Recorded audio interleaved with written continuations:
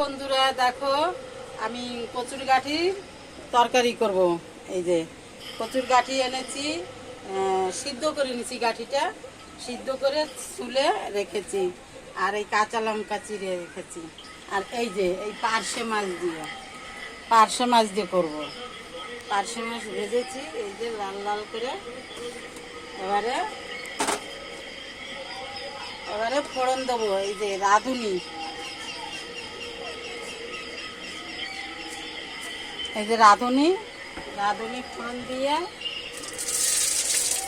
তেজপাতা তেলের উপরে দিলাম।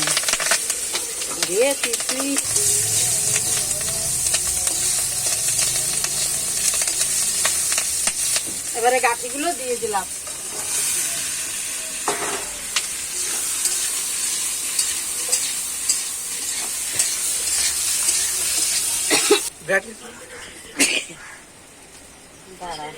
যে নুন, পরিমাণ মতো নুন।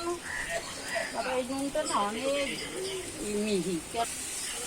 হলুদ, 2 চামচই দিয়ে দিলাম হলুদ, ছোট চামচ বেশি।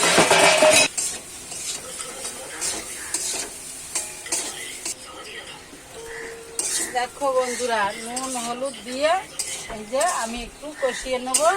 কষিয়ে তারপরে জলটা দিয়ে দেবো। আসে মাছ দেখো বন্ধুরা, দেখো আমি তো এই মাছ দিয়ে করব, তোমাদের দেখাইলাম। কিন্তু আমি মনে করেছিলাম, ওই জন্যই আমি গাঠিতে কিনেছি, যে ইলিশ মাছ দিয়ে রান্না করব।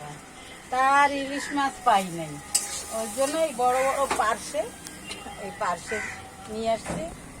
এই দিয়েই রান্না করব। কিনে ফেলেছি গাঠি, কি করব, তাই এই পার্শে মাছ নিয়ে এসছি, এটা দিয়ে করবো। এবারে হয়ে গেছে, এবারে জলটা দিয়ে দিই।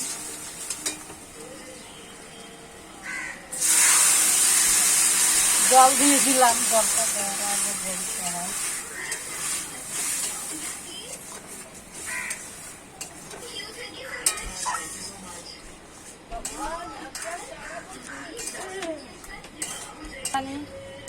দেখো বন্ধুরা, একটুখানি জল দিয়ে আমি ভালো করে ওই গাঠিটাকে নেড়ে চেড়ে ভালো করে ঘেঁটে দিলাম।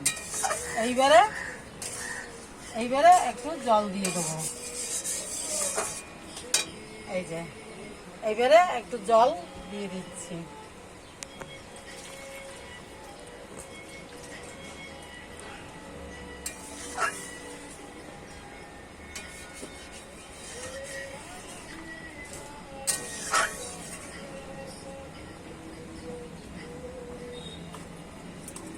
ব্যাস, জল দিয়ে দিলাম, ব্যাস।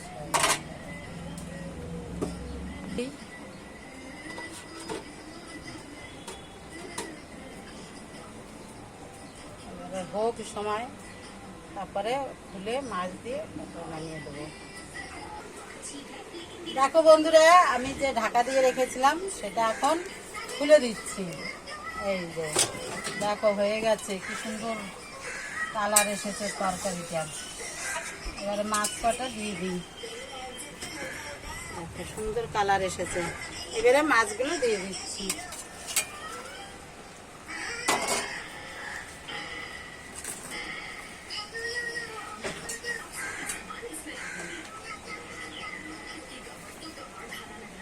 একটু টাইম হোক, কিছু টাইম, তারপরে নামিয়ে দেবো।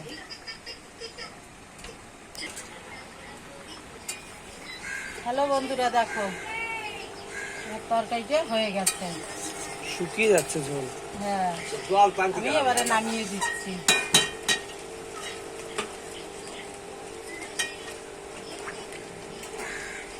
আমি আবার সারা দিতে পারি না, যন্ত্রণা আছে।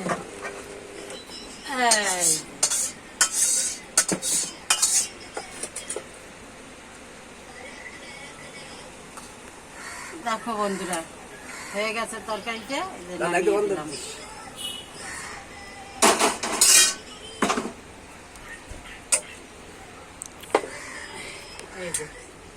এরকম শুকিয়ে একদম ঘন হয়ে যাবে।